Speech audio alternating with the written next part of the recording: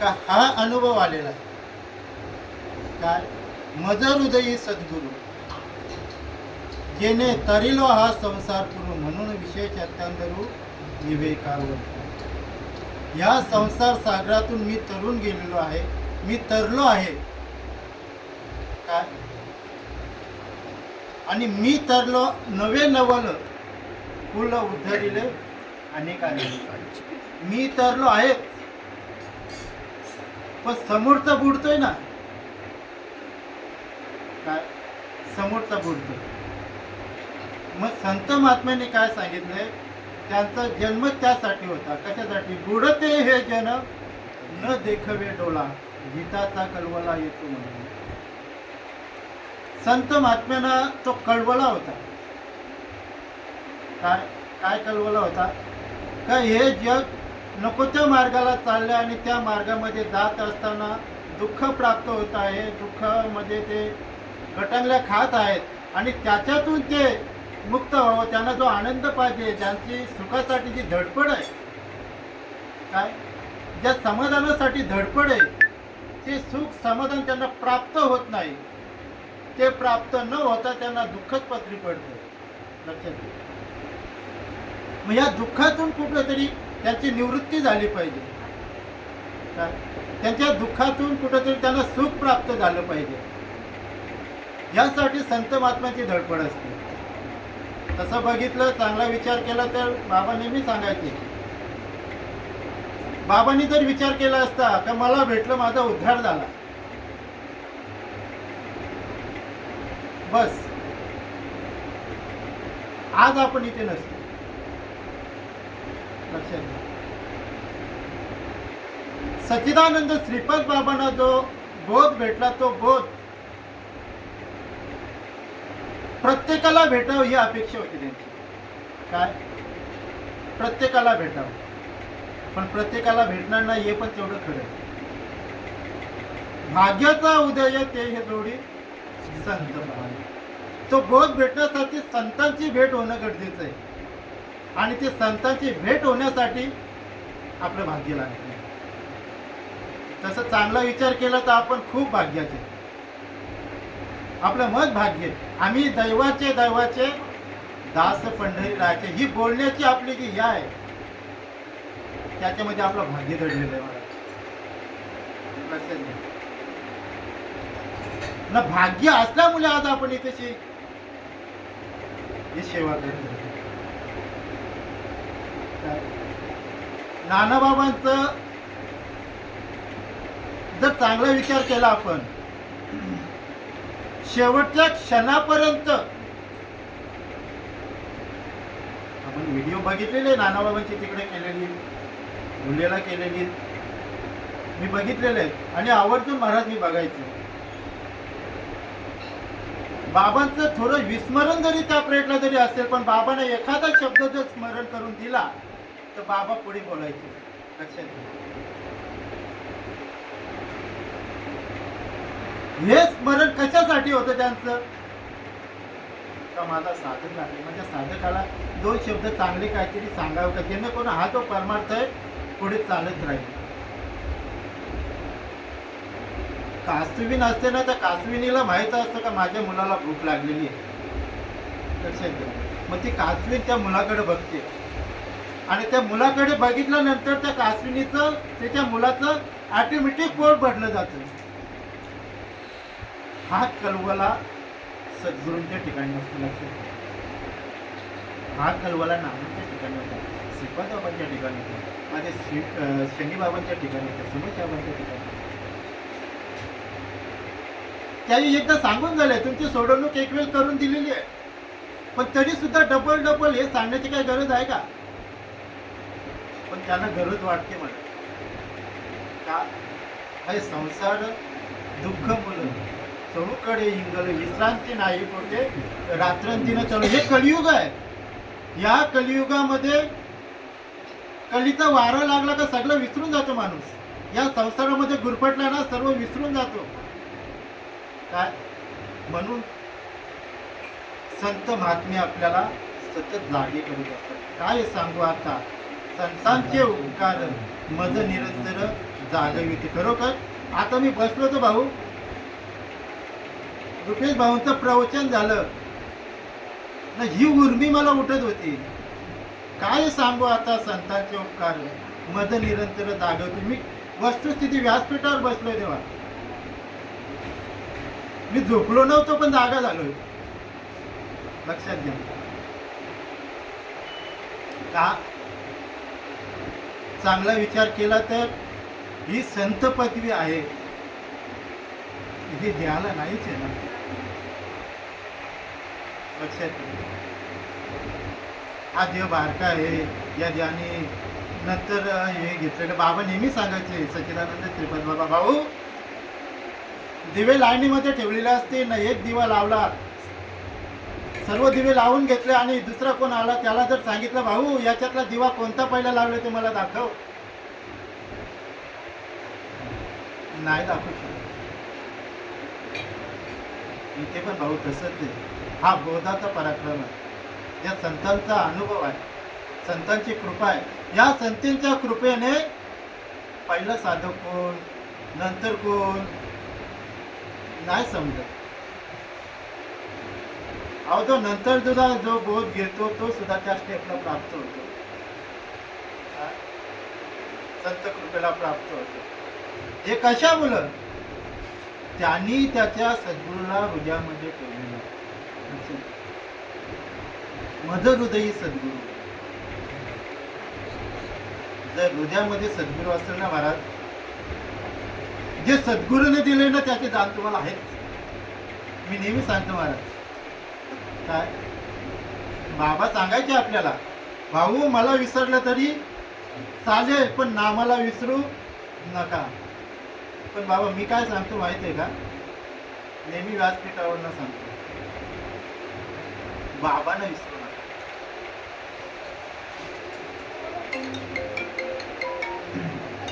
बाबांना विसरू नका म्हणजे काय करू नका.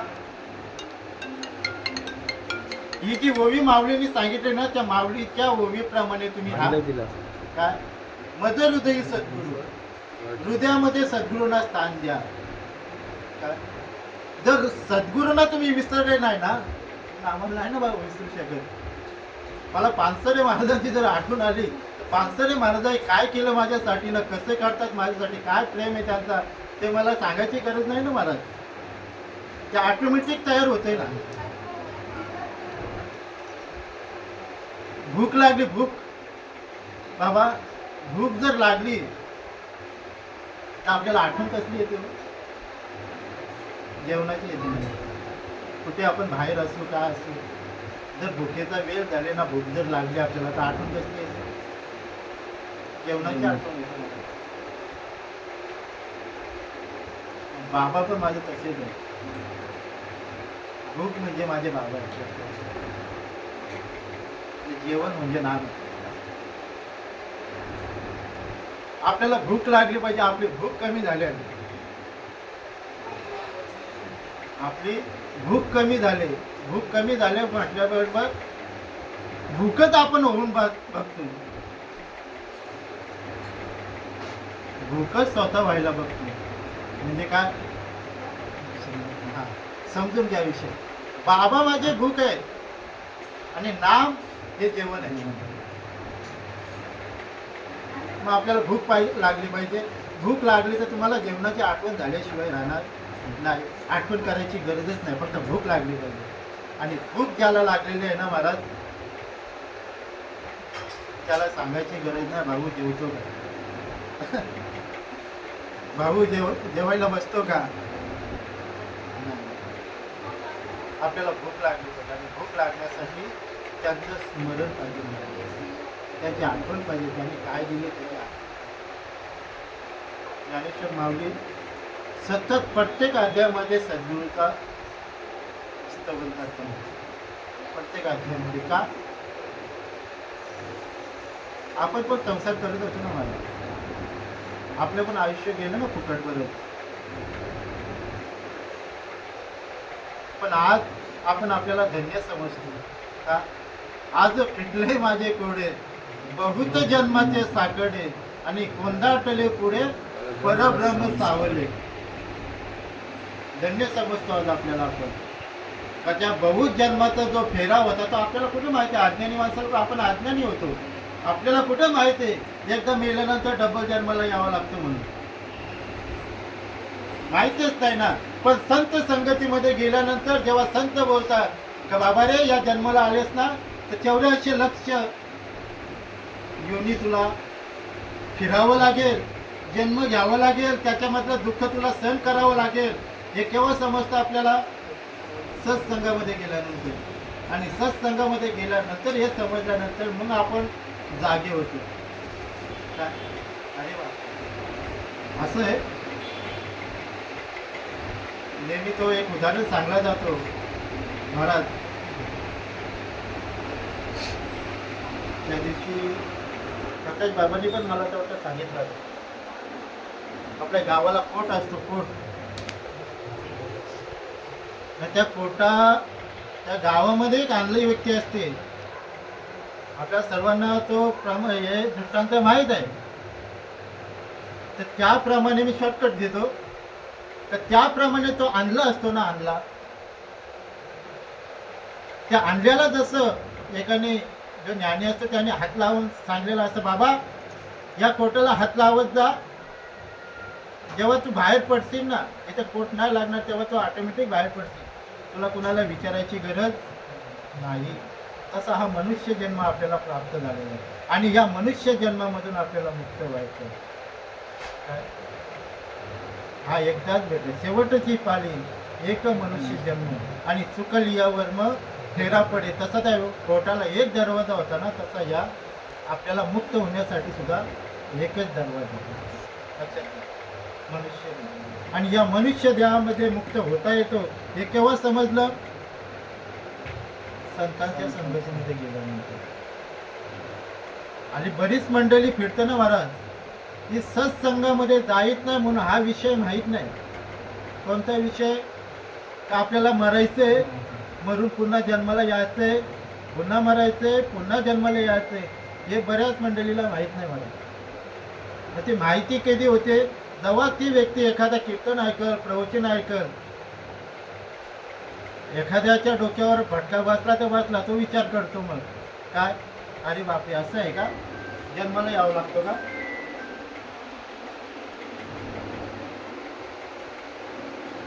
मग त्यासाठी आपल्याला काय करायला पाहिजे? त्या सद्गुरूने आपल्याला जे नाम दिलंय ते नाम आपण अखंड चालू ठेवायला पाहिजे. अखंड चालू ठेवायला पाहिजे म्हणजे काय? आहेच ना महाराज, चालूच आहे. फक्त काय करायला पाहिजे? त्याच्यावर लक्ष केंद्रित करायला पाहिजे, त्याच्यावर ध्यान ठेवायला पाहिजे, त्याला लक्षात. आणि ते करण्यासाठी काय करावं लागेल? सवय करावं लागेल. काय? वलन काढावं लागेल, वलन पाडावं लागेल. एखादी गोष्ट आपल्याला, आता मी हे जे बोलतोय ही ओवी आहे, माझी पाठ झालेली आहे. माझं मद हृदयी सद्गुरू जेणे तारिलो हा संसार करू, म्हणून विशेष आचांदरू विवेकावरू. ही कशामुळे पाठ झाली? तिथं सतत मी 2 वेळा, 4 वेळा, 5 वेळा, 10 वेळा तिथं सतत मी सराव केलेला आहे. आणि सराव केल्यानंतर मला ते आता बघायची पण गरज पडत नाही. का? तिथं सराव झालेला आहे मला. तसंच आपलं जे चिंतन आपण बोलतो ना, अखंड घ्यायला पाहिजे, त्या चिंतनाचा आपल्याला सराव झाला पाहिजे. आणि सराव होण्यासाठी चिंतनाला बसलं पाहिजे, वेळ दिला पाहिजे. आणि तो सराव एकदा का झाला, लक्षात घ्या, मग आपण बोलतो ना, जन्म घेणे लागे वासनेच्या संगी. नाही, एकदा का सराव झाला तर ती वासना तुमची तीच बनून जाते, लक्षात घ्या. मग सराव झाल्यानंतर वासना ती बनल्यानंतर धन्य हरिरंगी गुंतल्या वासना. त्या हरिरंगामध्ये जर ती आपली वासना गुंतली का, म्हणजे माऊलींनी जी रीत सांगितलेली ना मरणाची महाराज, ती रीत आपल्याला प्राप्त होते. कोणती? का झाकलिया घटीचा दिवा न जाणे विजला केव्हा, तैशा रीती पांडवा देह ठेवी. ती रीत आपल्याला प्राप्त होते केव्हा? जोपर्यंत आपलं सतत ती सवय लागलेली नाही. सवय लागल्यानंतर ती रीत प्राप्त होईल. आणि ती रीत प्राप्त करण्यासाठी आपल्याला सवय लावून गेली. आली सवयच लांब गेली. लक्षात घ्या. सवयच लांब गेली. सवय काय लागली आपल्याला? याच्यात काय लिहिलंय, याच्यात काय सांगलं, हे असं आपलं होतंय ना, आणि याच्यात पण तसं होतंय. अरे पण राजात ते तुझं होतंय का? लक्षात घ्या. ते आपलं झालं पाहिजे. एखादी गोष्ट बघा मला, ज्याने जो अनुभव घेतला ना, कोणताही ज्ञानेश्वरी सोडा, कोणताही पुस्तक असं ते संत महात्म्याचं, आपण जर वाचायला लागलो ना, एखादा शब्द त्याच्यामध्ये आला ना, अष्टसात्विक भावाचा म्हणा, कोणता त्यांचा स्वतःला अनुभव आलेला म्हणा, तिथे ऑटोमॅटिक आपला हृदय भरला जातो, अंगाला शारे येतात. हा माझा अनुभव सांगतो. ऑटोमॅटिक अंगाला शारे येतात. अरे जे मी करतोय, जो मला अनुभव येतोय, तो अनुभव माझ्या संत महात्म्याला पण आलेला आहे, मग हे खरं आहे. हा विश्वास पटला जातो. आणि हा विश्वास जोपर्यंत पटत नाही ना महाराज, तोपर्यंत सर्व फुकट आहे. आणि हे त्याचसाठी करायचंय. याच्यासाठी केला होता अट्टहास, शेवटचा दिवस गोड व्हावा. आता याच्यावर पण बरंच महाराज बोलण्यासर आहे. काय ठिकाणी माऊलीने असं पण सांगितलेलं आहे का ज्या क्षणी अनुग्रह झाला त्या क्षणी मोक्ष पावला. मग लक्षात घ्या, त्या क्षणी जर मोक्ष पावला असं जर असेल, मी माऊलीच्या शब्दावर हे नाही करत का ते खोटं आहे, ते खरं नाही आहे, असं होतंय. पण एक मी उदाहरण सांगतो तुम्हाला. माऊलीने पुढे पण लिहिलेलं आहे ना, संत महात्मे अभंग पण लिहिलेले आहेत ना, जन्म घेणे लागे वासनेचा संग. मग तुम्हाला जर बोध झाला, त्या क्षणी तुमचा मोक्ष पावला, तुमची वासना तिथे संपायला पाहिजे ना महाराज. तुमच्या वासना शिल्लक आहेत अजून, मग झाला का मोक्ष? लक्षात घ्या. वासना जर आपली हरिमय झाली तर नक्कीच त्या ओवीला अनुसरून येणार. ओवी खोटी नाहीये, पण ती वासना आपली तशी व्हायला पाहिजे. ती वासना तशी होण्यासाठी आपल्याला ते चिंतन करायला पाहिजे, अखंड करायला पाहिजे. आणि तेच मेन आपण करत नाही, फक्त आपण बोलतोय, चाललो. आणि ते करण्यासाठी सद्गुरूला शरण गेलं पाहिजे. सद्गुरूला शरण गेल्यानंतर काय आहे, जैसे डोले अंजन भेटे ते विली दृष्टीस खाटा फुटे, मग वास पाहिजे ते प्रगटे महानिधी.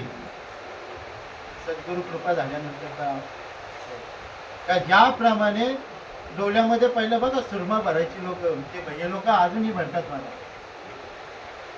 त्यांचे डोले बघतो ना आपण, सुरमा भरलेले असतात. जैसे डोले अंजन भेटे, ज्या डोल्यामध्ये ते अंजन घातलं का डोला आपला साफ होतो. डोला साफ होतो म्हणजे डोळ्यातून पाणी येतं, मग डोळा ऑटोमॅटिक आपला साफ होतो. मग साफ झाल्यानंतर आपल्याला स्पष्ट क्लिअर दिसते. तसं सद्गुरू रूपी अंजन जर आपल्या हृदयामध्ये जर घातलं ना महाराज, तर आपलं सर्व बघण्याचा दृष्टिकोन साफ होतो. त्याच्याप्रमाणे का ज्याप्रमाणे एखाद्या झाडाला वरती पाणी टाकून त्याला हे न होणार, त्याच्या मुलाला जर पाणी टाकलं, जैसे मुलं सिंचने सहज शाखा पल्लवे संतोषती, त्या मुलाला जर पाणी टाकलं तर त्याचा तो वरच्या फांद्या फुलं सर्वांचा भर येतो. त्याच्यासाठी मुलाला पाणी टाकायचं, आणि मुलाला पाणी टाकायचं काम हे आपलं. सद्गुरूंनी तुम्हाला झाड लावून दिलेलं आहे. काय तुमच्या हृदयामध्ये झाड लावलेलं आहे. फक्त पाणी कसं टाकायचं, कधी टाकायचं, रोज टाकायचं का सतत टाकायचं का कधीमध्ये टाकायचं, हे जास्त त्यांनी ठरवायचं. रोज टाकलं, सतत टाकलं तर झाड अजून भर फुलं येतील त्याला, फळं येतील त्याला, आणि त्याचा आनंद आपल्याला घ्यायला भेटेल. आणि तो आनंद जर घ्यावा असं जर वाटत असेल तर सद्गुरूला शरण गेलं पाहिजे. सद्गुरूला शरण गेलं, सद्गुरूने जे दिलं ते आपण अनुकरण केलं पाहिजे. अनुकरण केल्यानंतर त्याच्यामध्ये भरपूर काय आहे महाराज. बोलण्यासाठी द्वैताची झाडणी, गुरुविन ज्ञान त्या कैसे कीर्तन घडेल नावी. सद्गुरु कृपेने तेवढंच नाही होत, काय द्वैत निघून जातो, काय ज्ञान प्राप्त होतो. आता आपला द्वैत अजून निघत नाही, आपल्याला ज्ञान प्राप्त झाले पण ज्ञान प्राप्त होऊन आपला द्वैत निघत नाही. त्याच्यासाठी ज्ञानाची गरज आहे, पण आपण ध्यान करत नाही, त्यामुळे आपला द्वैत निघत नाही.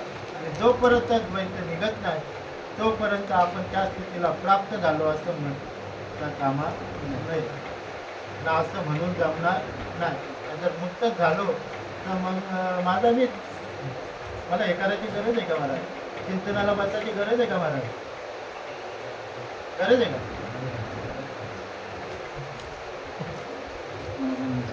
हो, एकदा नदी सागराला मिळाली, संपला विषय. पण सागराला मिळेपर्यंत पाऊस पडला, समुद्र आला, बाबाच्या भाषेमध्ये पडला. पण तो पाऊस जाण्यासाठी गटारातून, नाल्यातून, ओढ्यातून, नदीतून जावं लागेल ना मला. डायरेक्ट पडला तो समुद्राला मिळाला असं आहे का, नाही ना. तो प्रवाहानुसार जावंच लागेल. आणि तिथे गेल्यानंतर जेव्हा तो समुद्राला मिळला जातो तेव्हा तो समुद्राच्या पाण्याची एकरूप होतो. आणि एकरूप झाल्यानंतर तिथे नदी उरत नाही. ती अवस्था प्राप्त होण्यासाठी आपल्याला अखंड नामस्मरण करणं गरजेचं आहे. त्याच्यावर ध्यान देणं, लक्ष ठेवणं गरजेचं आहे. त्यासाठी चिंतन करणं गरजेचं आहे. असं बोलणं तेवढं कमीच आहे.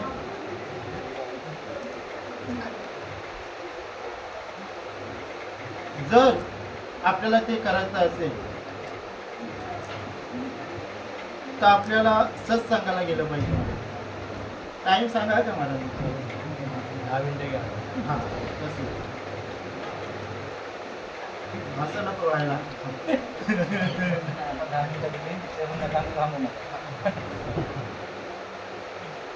तर आपल्याला जो अनुभव येतो ना महाराज, आपल्याला सुद्धा द्वैत गेला पाहिजे. आपलीच उज्जैनी करायची. आपण दुसऱ्याकडे हे करण्यापेक्षा आपली उज्जैनी करायची. द्वैत जाणं म्हणजे नक्की काय करणं, नक्की काय वेदा वेद ब्रह्म. त्यासाठी काय करावं लागेल, आपल्याला भ्रांती झालेली म्हणून भ्रांती काढावं लागेल. आणि जेव्हा भ्रांती काढू ना तेव्हा सगळीकडे आपल्याला तो ब्रह्म दिसेल. भ्रांती काय झालेली आहे संसारामध्ये, एक प्रकारची भ्रांती नाही, परमार्थामध्ये पण एक प्रकारची भ्रांती नाही. संतोष भाऊ असं करतात, रुपेश भाऊ असं वाटतं, तर रुपेश भाऊ नाही वाग, लक्षात घ्या. ही भ्रांती झालेली आहे. आणि एकदा का सेना महाराज सांगतात, भ्रांती माया झालं काढिता तात्काळ आणि परब्रह्म केले अखंड. भ्रांती आणि माया जर काढली, आपली माया पण सुटत नाही महाराज. जो माझा तो माझा, मुलं माझी बायको माझी, माया ना सुटत. आता मी तरी आलो, ही माया मुलं आली माझा तिथं. जर चांगला विचार केला तर ना माझ्या मुले आलोय, आपली माया सुटत नाही. जोपर्यंत भ्रांती माया जात नाही ना तोपर्यंत आपल्याला अखंड सगळीकडे ओतप्रत आपण बोलतो फक्त देव जेलीस तरी धरला रिता ठाव नाही बोलला. आज मी या दृष्टीने पाहिला, एवढंच फक्त भेटत ना आपल्याला, एवढाच अनुभव येत नाही. तो पण येतो पण आपण तर करत नाही, लक्षात घ्या. आणि ते जर अनुभव यावं जर असं आपल्याला वाटत असेल तर सत्संगामध्ये गेलं पाहिजे, चिंतनाचा विषय पाहिजे, ध्यान धारणेचा विषय पाहिजे. या गोष्टी जर घडल्या तर नक्कीच पहिले नवीन बाबा सुरुवातीला जेव्हा नाम दिल्यानंतर शनी बाबा यायचे, शनी बाबा असे बसायचे आणि असे बसायचे. विषय एकच महाराज, विषय तो त्यांचा जाणणार आहे. जरी बाजूला गेले, एखाद्या प्रसंगानुसार जरी बाजूला गेले तरी पण निघायला तिथेच यायचं. बाबा आपण कुठे होतो, मग तो विषय तिथे चालू व्हायचा आणि तो चालू होत असताना जे बाबा बोलायचे, रडलो कसं, जे शनी बाबा बोलायचे ते ज्ञानेश्वरी वाचायची सुरुवात केली. आपण काहीतरी कीर्तन ऐकायची सुरुवात केली, ग्रंथ पाठांतर, प्रवचन हे चालू केलं. जेव्हा जे बाबा बोलायचे ना ते तर आमटे बहादूर होते. तसं माऊली पण ज्ञानोबा राय पण कुठे शिकायला गेले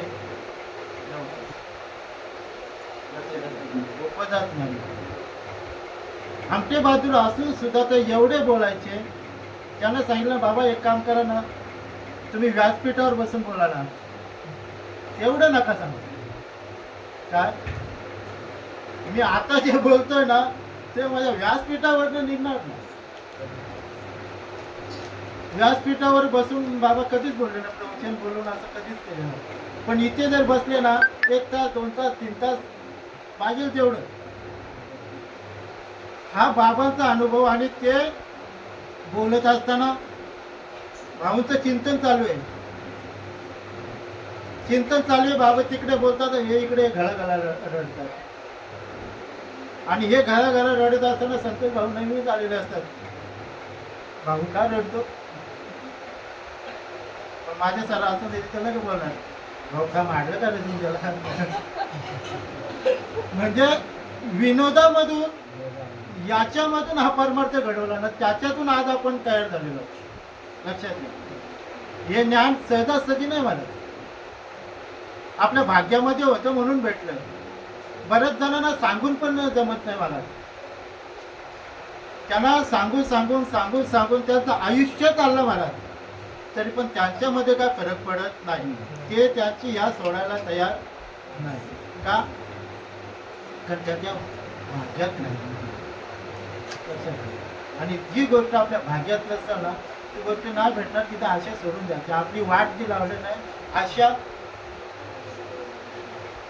इच्छा याने आपली वाट लावली, आपली सुद्धा. बरं का महाराज, अजूनपर्यंत तो जडबडत राजा एवढा ऐश आराम असताना, एवढा मोठा राज्य असताना ते त्यांनी सोडून तो जंगलामध्ये गेला. कशासाठी? भगवंत प्राप्तीसाठी, त्याचा अनुभव घेण्यासाठी. लक्षात घ्या. पण तिथे गेल्यानंतर काय झाला, जडबडत राजा हळदी गरबा गेला आणि घाला तो घातला वासने. तिथे गेल्यानंतर कमीत कमी चिंतन, भगवंताचं स्मरण तरी करावं ना, नामस्मरण करावं. आणि तेच तो करत होता. परंतु माया तयार झाली, स्वतःचं काय होईल ते विसरूनच गेला. या पिलाचं कसं होईल, या हरणाचं कसं होईल, या हरणाचं कसं होईल करतात गतप्राण झाले. जन्म हरणाच्या पोटी घ्यावं लागेल. तसंच आपलं सुद्धा महाराज तसंच आहे. सद्गुरूने आपल्याला दिलेलं आहे, ते जर आपण अखंड श्रवण सतत चिंतन जर करत राहिलो, तर जे स्मरण आपलं राहिलं शेवटच्या क्षणापर्यंत, तर आपला जन्म सफळ झाला.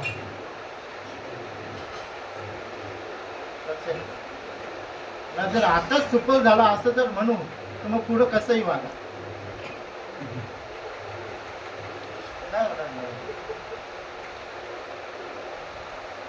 हे पण सांगणे तेवढंच गरजेचं आहे मला. कारण भ्रांतीपासून हिरतिले गुरु वाक्य मन धुतले. आणि कुठं काय त्या आत्मस्वरूपाची एकदा ओळख करून दिली तर विषय संपला.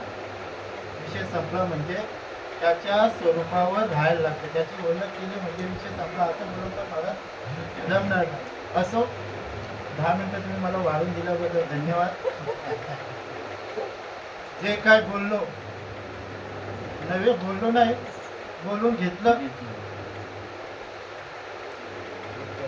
हां, सद्गुरु कृपेने नानाबाबांनी, सच्चिदानंद श्रीपाद बाबा, रामदास बाबा, नारायण बाबा, माने बाबा, समस्या बाबा, शनी बाबा यांच्या कृपेने 2 शब्द बोलण्याचा इथं संधी प्राप्त झाली आणि बोलण्याचा प्रयत्न केला आणि माझ्या सद्गुरूंनी ते माझ्याकडनं बोलून घेतलं आणि याच्यातील बोललेलं तुका म्हणे येते अनुभवप्रमाणे शब्दांचे गौरव का म्हणे. जे थोडं मला अनुभव आला तो बोलण्याचा प्रयत्न केला. न बोलल्यानंतर एखादी गोष्ट सर्वच माणूस बरोबरच बोलतो हे पण बरोबर नाही, लक्षात घ्या. हा बरं, इथे बसल्यानंतर सुद्धा माणूस सर्वच बरोबर बोलतो हे पण बरोबर नाही. एखादी गोष्ट, एखादा शब्द प्रकृतीनुसार, विषयानुसार बाजूला गेला असेल, काय झालं असेल, तर मी तुम्हाला हे म्हणणार नाही का मला माफ करा म्हणून. काय चुकलं असेल, खरोखर मी एक तुमचा मुलगा आहे ना, मुलगा होता आला पाहिजे मला. मी होतो कधी कधी कसं होतं माहिती आहे का मला, माझा अनुभव आहे. तुम्ही घेऊन बघा आनंद. तुम्हाला ना आनंद झाला नाही ना, तुम्ही मला बोला. घरामध्ये साऊंड असेल, साऊंड लावा, काहीतरी लावा, काहीतरी एक धून लावा. माझा अनुभव सांगतो मला. धून लावा, कसं अनुभव मागणी करा, कोणती पण धून ना, त्या धूनमध्ये एकटेच नाचत. ती धून पण चालू आहे आणि ही धून पण चालू आहे. या धूनमध्ये, दोन्ही धूनमध्ये तुम्ही एवढं गोंग व्हाल ना, एवढा आनंद आहे ना मला. मी घेतलेला आहे म्हणून मी सांगतो. खूप आनंद आहे मला. आणि तो आनंद घेतल्यानंतर मग असं वाटतंय हलकट हा संसार, असा अनुभव येतो मला. आणि हा अनुभव गरजेचा आहे. तर त्या अनुभवामध्ये आपण अखंड राहावं. सद्गुरूंनी मला त्या अनुभवामध्ये अखंड ठेवावं ही सद्गुरूंनी प्रार्थना करतो. आणि इथे सेवेला विठ्ठल श्री ज्ञानदेव तुकाराम माऊली ज्ञानेश्वर महाराज, जगद्गुरु संत तुकाराम महाराज, सच्चिदानंद श्रीपाद महाराज, सच्चिदानंद रामदास महाराज, सच्चिदानंद नारायण बाबा महाराज, सच्चिदानंद माने बाबा महाराज, सच्चिदानंद सावळराम बाबा महाराज, ब्रह्ममूर्ती नाना बाबा महाराज, सच्चिदानंद शनी बाबा महाराज की जय, सब साधु संतान की जय.